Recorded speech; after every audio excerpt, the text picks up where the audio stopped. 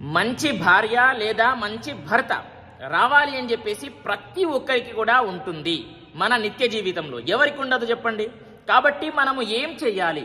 మనము పూర్వజన్మలో చేసుకున్నటువంటి పాప పుణ్యాల వల్ల దానిపైన ఆధారపడి ఉంటుంది.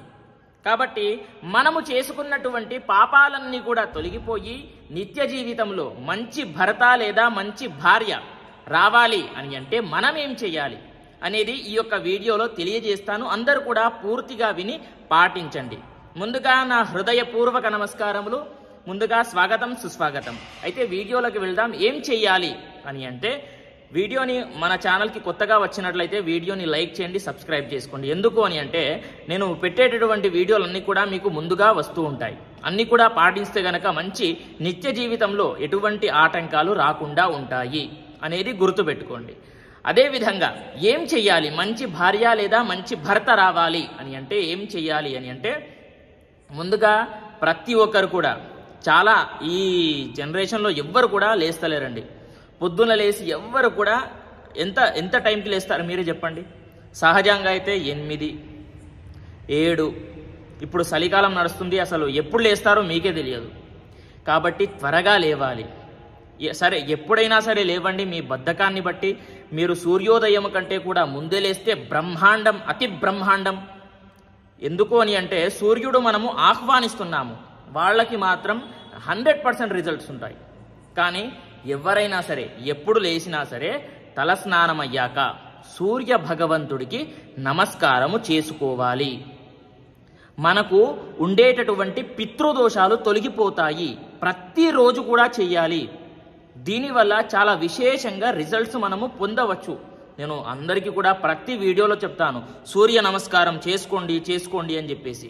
పితృదోషాలు ఉంటే వంశాభివృద్ధి కాదు. అసలు పితృదోషాలన్నీ కూడా తొలగిపోయి పితృదేవతల యొక్క ఆశీర్వాదం మన పైన ఉంటుంది అనేది గుర్తుపెట్టుకోండి. కాబట్టి మనకు మంచి భార్య లేదా మంచి భర్త ఎవరికైనా సరే, స్త్రీలకైనా సరే పురుషులకైనా సరే, ఇద్దరికి కూడా చెప్పడం జరుగుతుంది. కాబట్టి పొద్దున్నే లేవగానే స్నానం అవ్వగానే ముందుగా మీరు చేసేటటువంటి పని ఏంటి? సూర్య నమస్కారము ఖచ్చితంగా చేయండి. అదేవిధంగా తర్వాత మనము ఎవరైనా సరే, ముఖ్యంగా స్త్రీలు పురుషులు కూడా వెలిగించవచ్చు. ఏం చెయ్యాలి అని అంటే, సాయంత్రం వేళ దీపము వెలిగించాలి. అంటే మనము ఇల్లు ఊడ్చుకుంటాం కదా, ఊడ్చుకోగానే తర్వాత ఏం చేస్తాము? సహజంగా మన ఇంట్లో మన అమ్మలో లేదంటే అమ్మనే వెలిగిస్తుంది దీపం సహజంగా ప్రతి ఇంట్లో. కాబట్టి మీరు వెలిగించడానికి ప్రయత్నించండి. ఎవరైతే వివాహం కావాలి అని అనుకుంటున్నారో వాళ్ళు దీపాన్ని వెలిగించండి. ప్రతిరోజు వెలిగించండి. ఓకేనా? ప్రతిరోజు మీరు ప్రతిరోజు అని అంటే 41 రోజులు పెట్టుకోండి. లేదు నేను ఒక రోజు లేనండి, ఎక్కడికో వెళ్ళాను, 41 రోజులు చెప్తున్నారు, ఒక రోజు మధ్యలో నేను పెట్టకపోవచ్చు అనే ఏమీ కాదు. అలా ఏమీ ఉండదు. మీరు ఎన్ని రోజులు వెలిగిస్తే అంత మంచిది. వెలిగిస్తూనే ఉండాలి. మీకు వీలైనప్పుడల్లా వెలిగిస్తూనే ఉండాలి. నేను వెలిగిస్తాను అని చెప్పేసి ఆతృతలోనే మీరు పెట్టాలి అక్కడ దీపం అనేది గుర్తుపెట్టుకోండి. కాబట్టి ఇలా చేయండి. నేను కూడా వెలిగిస్తానండి. ఎందుకు అని అంటే, ఇప్పుడు దీపము ప్రతిరోజు వెలిగిస్తాను నేనైతే. ఎంత విశేషంగా ఉంటుంది, మనసు ప్రశాంతంగా ఉంటుంది. కాబట్టి తర్వాత ఏం చేయాలి అని అంటే, శుక్రుడు మనకు భర్త లేదా భార్య. శుక్రుడు దేనికి కారకుడు? భర్త లేదా భార్యకి కారకుడు. అంటే శుక్రారిష్టేదు సంప్రాప్తే శుక్ర పూజాంచ కారయేత్ శుక్ర ధ్యానం ప్రవక్ష్యామి పత్ని పీడోపశాంతయే అన్నారు. కాబట్టి పత్ని అంటే భార్య లేదా భర్త.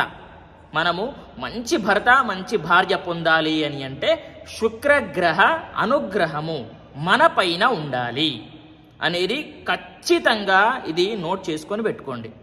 శుక్రుడే కారకుడు. భార్య, ఇంకొకటి సంతానానికి కూడా కారకుడు శుక్రుడే. ఇవన్నిటికీ కారకుడు శుక్రుడే. వివాహానికి కారకుడు శుక్రుడే. కాబట్టి శుక్రవారం రోజు మనము ఏం చెయ్యాలి అని అంటే, నవగ్రహ ప్రదక్షిణాలు చెయ్యండి. నవగ్రహ ప్రదక్షిణాలు చేసిన తర్వాత ఆవుకి బెల్లపు నైవేద్యం, బెల్లము అదేవిధంగా చపాతి శుక్రవారం రోజు ఇలా మీరు ఖచ్చితంగా నెరవేరాలి, కోరిక నెరవేరాలి అని అంటే 7 వారాలు 7 వారాలు ఏం చేయాలంటే చపాతీ బెల్లం ఆవుకి తినిపించాలి. గుర్తుపెట్టుకోండి, 7 వారాలు ఇలా చేసినట్లయితే ఖచ్చితంగా మీ కోరిక నెరవేరుతుంది. అదేవిధంగా మంచి భర్త లేదా మంచి భార్య ఖచ్చితంగా మీకు లభిస్తారు అనేది గుర్తుపెట్టుకోండి. ప్రతి ఒక్కరికి కూడా తెలియజేయండి. ఇలాంటి విశేషంగా ఈ యొక్క పరిహారము ఎంతోమంది చేసుకున్నారండి. ఎంతోమంది చేసుకొని ఫలితాలు పొందారు. నేను చెప్తున్నాను, ఇది మాత్రం ఖచ్చితంగా చేయండి. ఆవుకి బెల్లము చపాతి ఇది పెట్టినట్లయితే విశేషంగా ధనము కూడా మీకు నిలకడగా ఉంటుంది. చాలా ముక్కోటి దేవతలు ఉంటారు కాబట్టి అందరికీ కూడా తెలియజేయండి. ఇంకా ఏమైనా సరే డౌట్స్ ఉన్నట్లయితే కమెంట్లో తెలియజేయండి. ఇంకా చెప్తూ ఉంటాను. అదేవిధంగా వీడియోని లైక్ ఇంకా సబ్స్క్రైబ్ చేసుకోండి.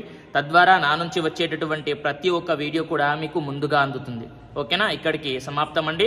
స్వస్తి, సర్వే జనాః సుఖినో భవంతు.